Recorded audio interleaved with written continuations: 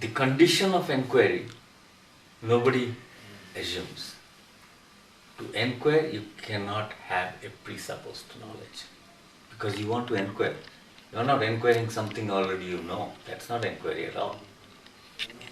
That's not inquiry. Inquiry will keep you really sensitive, open. You can't tell that I have a God and I'm going to find Him through this inquiry. So that's not inquiry either. If I know already what I mean, where will the punch come? That desire to find out can come only when you really don't know. At least if you know, what is that finding out? What's the inquiry? Awareness also has some. See what happened most of the time. I mean, I myself knew, you started reading J. Krishnamurti, as soon as you start understanding, you feel you're going somewhere. Now you know life and you can argue. You first argue yourself inside and convince yourself, then you can argue with each other. So you feel really that you have learned something. But the original idea of awareness was that awareness is just an awareness. It is not supposed to give a sense of self and an active hand. It's like you inoculate the system to make it smarter, so that next time the same bacteria comes more, the system is already alert, it attacks. So the awareness is like that. So that's why when you try to describe awareness, you give the thinker is the thought, observer is the observed, all these things. So you give a hand that you really, you are nothing but just a product of thought. That itself cannot be the solution. Like, if you want to do something to the thinker, thought is not the instrument, because thought produces thinker. So there cannot be any thought which will obliterate or put back the thinker in the right place. Thought only produces knowledge. So that itself strengthens and fortifies the thinker. So it actually defeats the very purpose that it was designed for. But in the social dynamics, it is very important. We have a knowledge-based society where knowledge is extremely important. If you do business or you write philosophy or you do anything, you have to know what you are saying. Give and take or communicating with people, you have a very systematic output of a particular very well-honed instrument. It's called intellect. But those are not the thing that what originally was the source of the problem. So that's why your source of problem is the lack of money. So that means the surrenderness is there. Surrender. To To surrender means you give up. Give up. That this is not the instrument and you have no other instrument. So that is the only surrenderness. the surrender not to anybody, because to anybody surrender means you are listening to somebody and using your filter of thinking. How do you listen to somebody's instruction? You process it in yourself. So surrender is not the last helplessness that you that is what is surrendered to itself. You surrender to somebody means you give up your self-sufficiency. That's what you do. That's what Guru wants.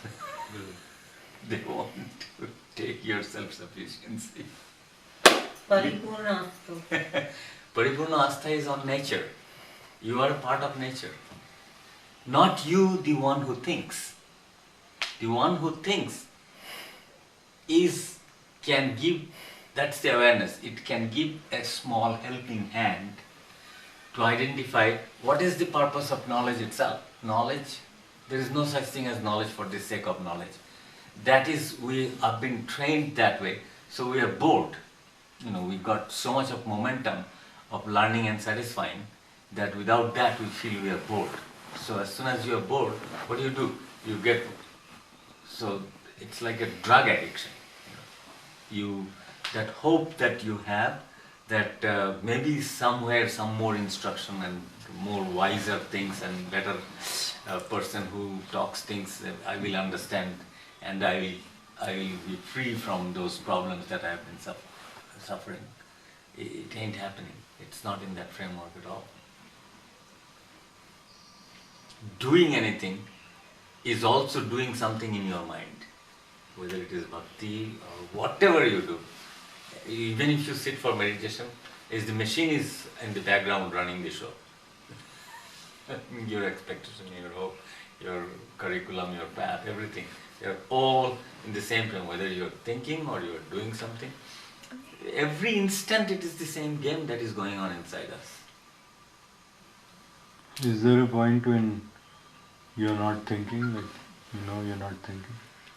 If you know you're not thinking, you're thinking. Seriously. I'm asking in your case. There are gaps where you don't know anything. So you know at that point that you're not thinking. I mean, there must be something. No, there is nothing. I am not processing those information actively. It was a deliberate or it? No, if it is deliberate, then it is not. If it is too tired, if it is too bombarded, just the way you will sleep, so for some time it will to rejuvenate itself, to cleanse the circuit, it will go to that freeze mode for a little while, and that's it. Recharged. Recharge means it's doing something. So every day you go through a little bit of deep sleep anyway. But what happens, the input-output has so much of imbalance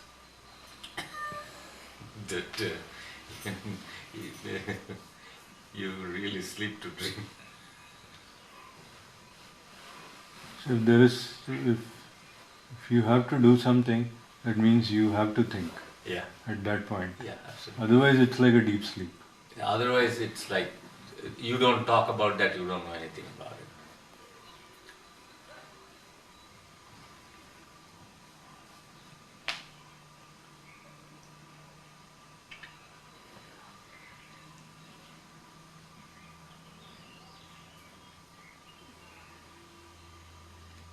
Often, you can give a small simile that there will be a kind of background humming, but very, like you are not giving energy to continue anything.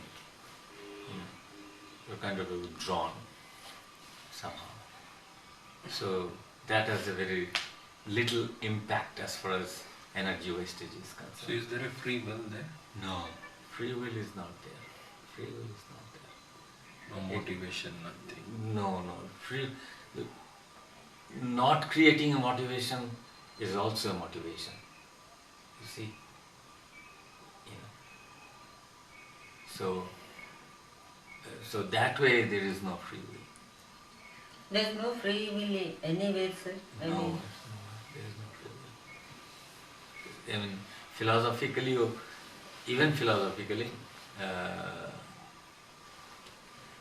I can tell you, you can get a hang of it. Say, for example, you think you have a freedom to choose between three things that you want to do. But actually, before you take the decision, your brain has already sorted out those three places and tags positive and negative aspects, and already created a desire that, okay, maybe you don't know, even consciously not doing. Often it is done by itself, okay, Cochin I will have a better friend, Bombay I will not have a better friend, or this situation light, how, down. This is all doing. So actually for your system, all these informations are being processed. So there is no free will. It's been pre-programmed to process. So you really don't feel. And what is the free means? It is only can choose between three things that it knows. Right? It never selects an unknown place that it doesn't know at all. There are millions of unknown places. So wills are also, and if the system also randomly picks up something, that is also not free. It's not free. It has some kind of strange response. So I myself, as I know myself, have no freedom. So people saw these things, and then if you are intelligent and question yourself seriously and put yourself in a corner in a way that you won't compromise in anybody, you will hurt yourself and you will hurt a lot of people that is near and dear to you. You go to that mode, and then you realize that choiceless awareness is not a property of human mind. It's the property of all those animals.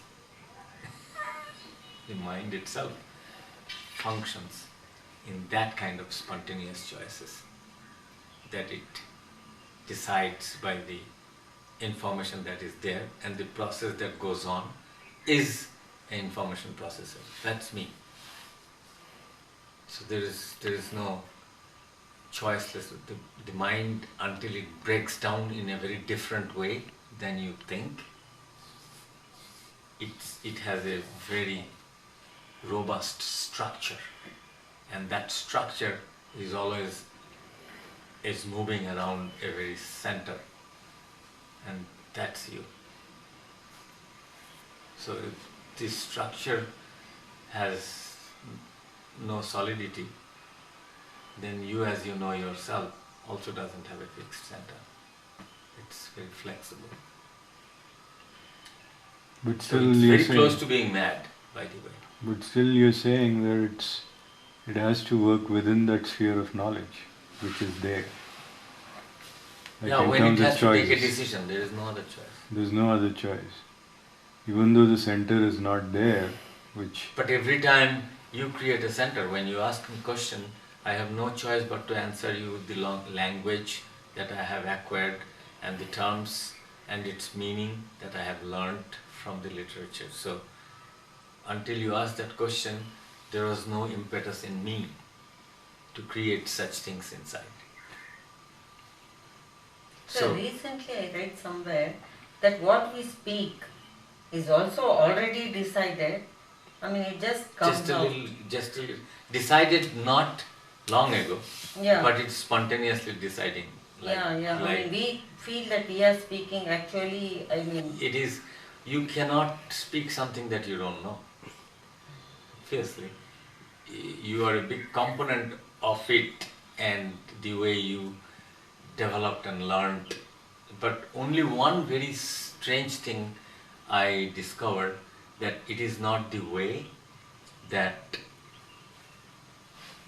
I trained myself to say things that I will pre-programmed, like going to bank a meeting, going to class to teach, going to stage to give a lecture, going to talk to a businessman, talking about the product. All these things are very rehearsed and practiced and very well informed, and I'm not going to bring anything. But when I find myself in a situation that I'm going to talk to my friends, I can never prepare myself, and I don't prepare myself. So only thing is, since I don't have any investment and I don't have any botheration about the outcome, and I also don't have any investment to uphold any particular ideology or my sense of self's, like, okay, I got very happy because I answered 3 questions. If you say something I don't know, I'll say I don't know. There is no string attached. So in that frame, I discovered the system works phenomenal. It brings out the information at its best. Do I speak best? No. Whatever I could do, I do my best job. And myself, Often I am very surprised that the way I gather the information instantaneously and present to people is often I felt that I never thought that way. The organization of it, not the individual tags of the information. That has to be same. But the way it is processed to convey a very specific meaning is very different. So I felt that even now the instrument that collects the information, keeps it in the background and delivers it when it is necessary, is far more superior than I can pre-program to give a lecture. It has a kind of a freshness of a different kind. Just like It's the not discussion practiced. on Guru, sir, I thought Yeah. that was spontaneous that day. With Louis, you were discussing. Yeah, so I find myself that something just conjure up in a way that it's a kind of a very novel way of representing something, which is not. I didn't walk around and think that how I should. No, no, I hardly do that. Those things are not there anymore. What I should do. I used to read. Now I don't read for anything. Do read newspaper. Sometimes somebody gives me my writing and I say, did I say that?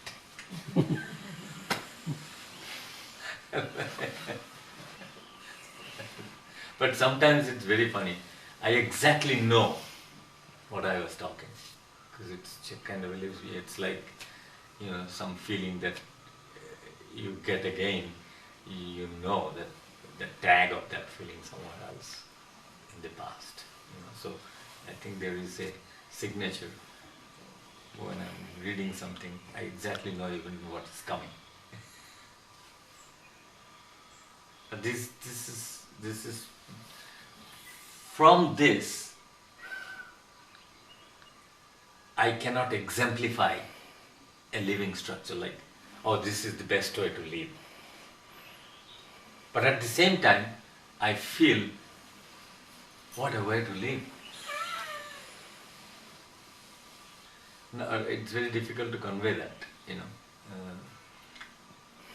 because none of you can produce any pressure on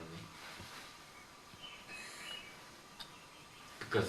And I also don't feel any responsibility because I didn't promise anything either. So there is kind of spontaneously lightness is there, and so I think that in turn permeates, there are two things. One is definitely you begin to see the importance of this organism to have less and less unwanted burden that has been considered as a very important thing in life. But that was kind of samskara or conditioning or wrong ideation and mentation. And if those things become unimportant, you conserve certain amount of energy in yourself that makes you function more efficiently. It's very strange, but that's how it. And you might feel lighter when you shed your loads, and you feel a different kind of disposition about yourself. There's a different kind of coziness descends. I'm not talking out of my head. This is all I exactly know. If you cut here, blood will come.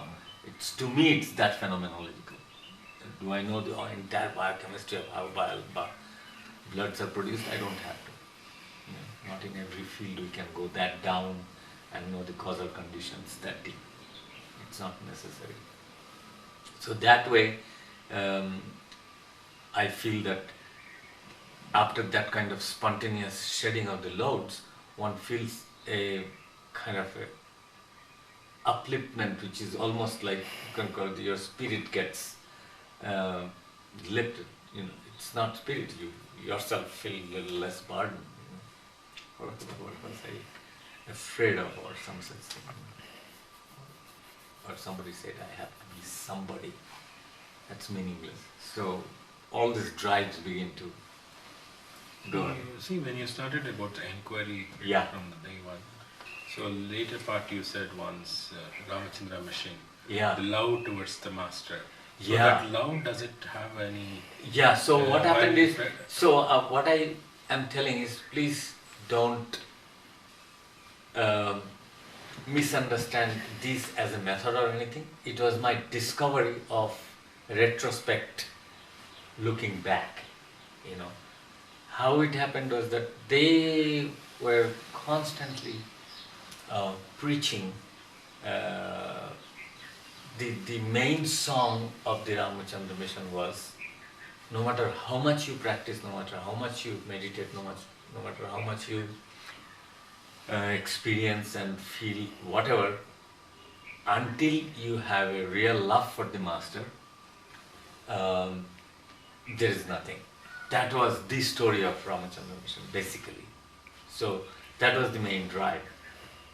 And so my problem was, I read a lot about J. Krishnamurti's definition of love, which is nothing but negation. Like everything he described, it is not love. He never says what love is. He always says what love is not. So that way, and these are the things that we were practicing meditation and all these things, and there was a kind of a very peculiar string attached. Like every time you experience something, you are made to believe that it is created by the grace of Master. Okay, it's made to believe that way, basically. So in that turn, if you want to get hooked to the experiences and you tag it with Master, and you're practicing this and getting involved, is considered as love for the Master. But my problem was, I knew that was not love, because I also believed Krishnamurti a lot, you know. This is how anybody starts, you know. How do you believe something, even scientific theories, everything. You start with that, and then when you apply, then you see the discrepancies as far as you are concerned. You know, that is how everything is. So, and then I saw that I really don't have any love, or, you know, then you tumble on TUG, and then you come to know there is no such thing as love at all. But the peculiar thing was, that was my discovery, the feeling that I started generating towards him was very akin to those definitions that I was understanding and what Ramachandra mission was driving at. Even though I accepted that there was no love, there is a feeling. For example, you have some feeling for your mother, your child, there's some visceral tag attached, and that evokes a kind of things inside you, you know. If you see somebody falling, you almost feel like you are falling, you know. The more it is, more, you know, parents get more hurt when they see their children fall. You know, that's a kind of a thing is attached. So that energy helps? Little bit... The energy helps means, what it does is that it's not a knowledge. Yes.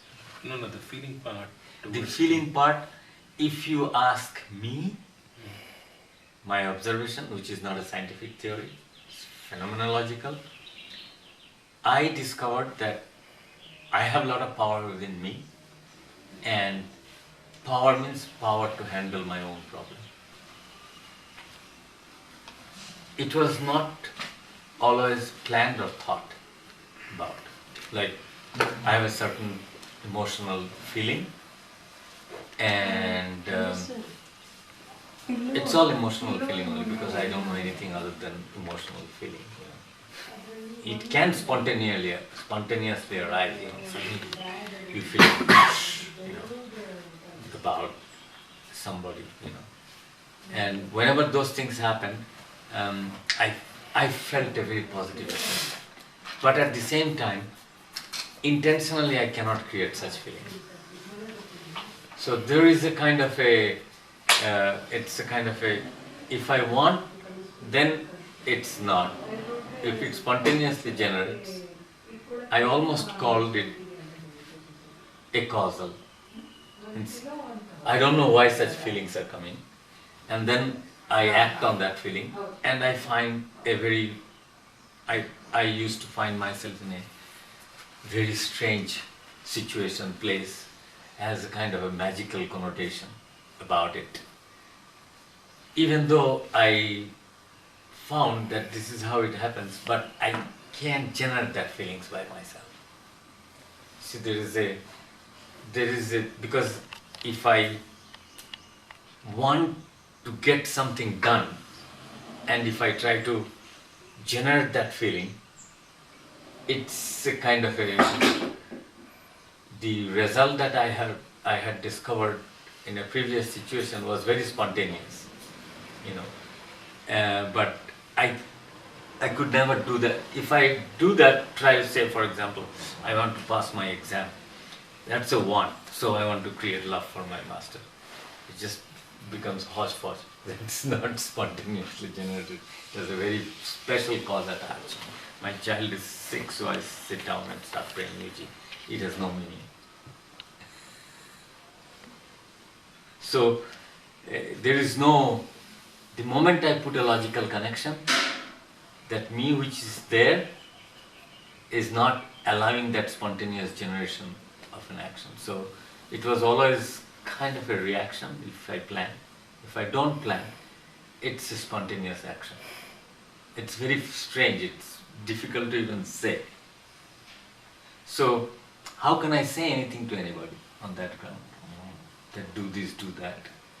I myself never did that way. What I did was I tried to understand word love during all J. Krishnamurti's teaching, thought and everything. And then I tried to create that in Ramachandra Mission. So as long as I was trying, nothing happened. And then accidentally something happened, whose nature was very different. So if it is very different, how can I tell anybody to do anything in that way?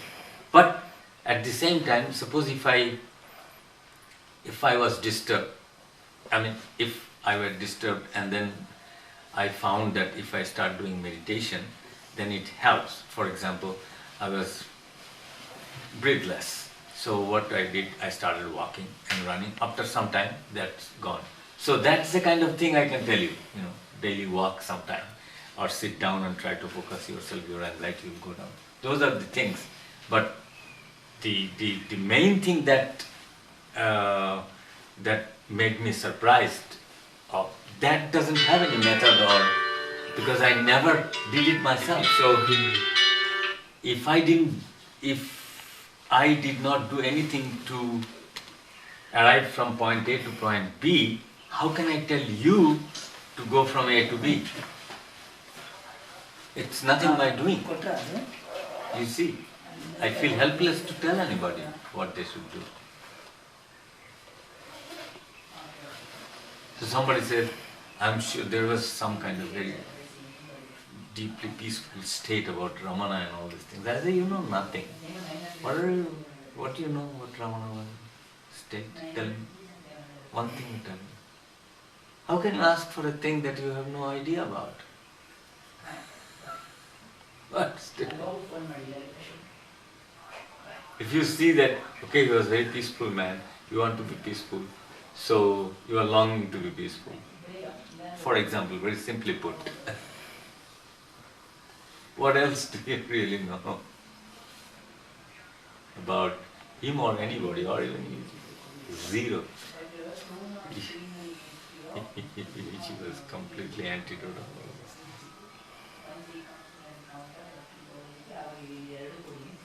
If I So tell you, that organism, if left alone, yes, which so, is very difficult for yeah, a thinker that is to what. do. Yeah. We cannot- If it is allowed to do its job at its best, it can actually show you miraculous result. If somehow that's the give up. Like anytime when it comes to that type of introspection, where you don't need to think and do anything. So if somehow those intervals increases inside you, that you leave the machine to do its job. Because you cannot tell anything to the machine how it should function.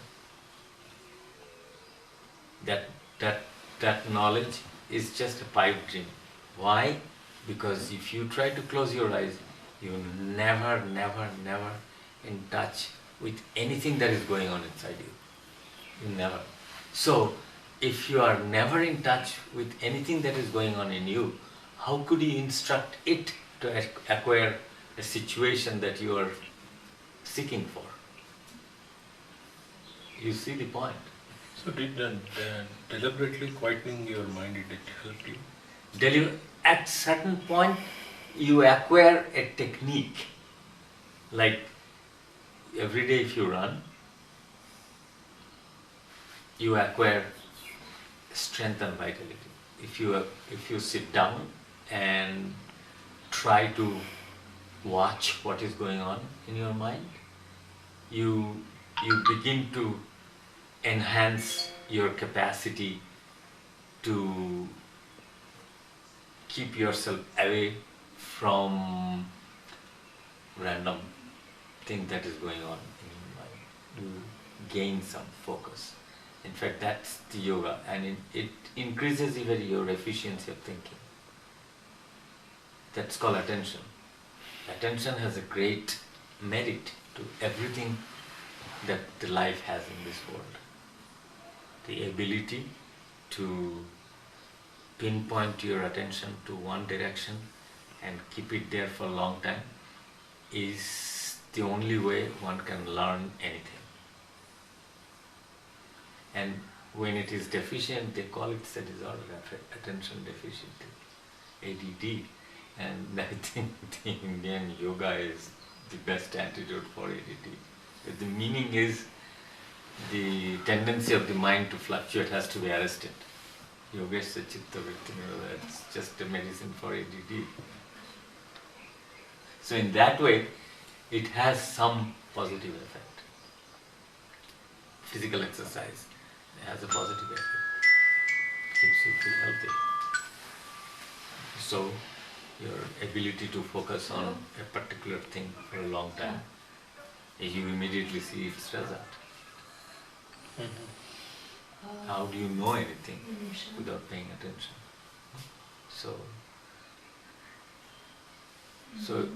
every way it has some benefit here and there, but it has nothing to do with the thinkers coming into the right place.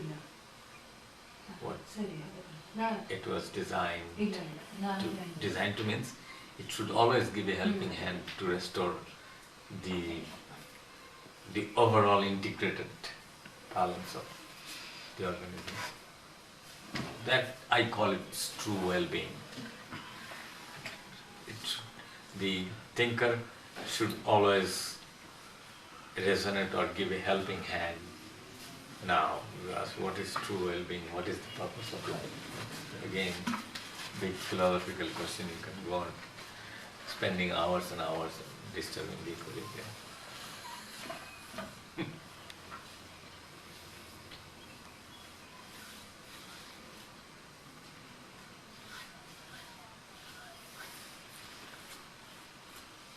So thinking and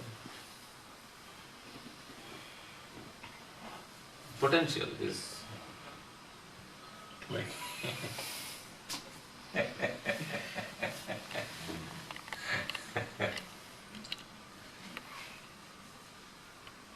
money, in a sense, nobody can tell anybody how much he or she needs. It has to be completely one's own. If somebody else tell you this much you need, so your soul, body and soul, nobody can tell you how much you need. It's you. And if you two feet are grounded, nobody can dislodge from there, you too. You know how much. And everybody's is a functionally subject specific, you know. My way of life is very specific. need not necessarily be very attractive for anybody else. So I don't advise anybody how they should live. Basically, I say nothing. I keep saying, I say nothing.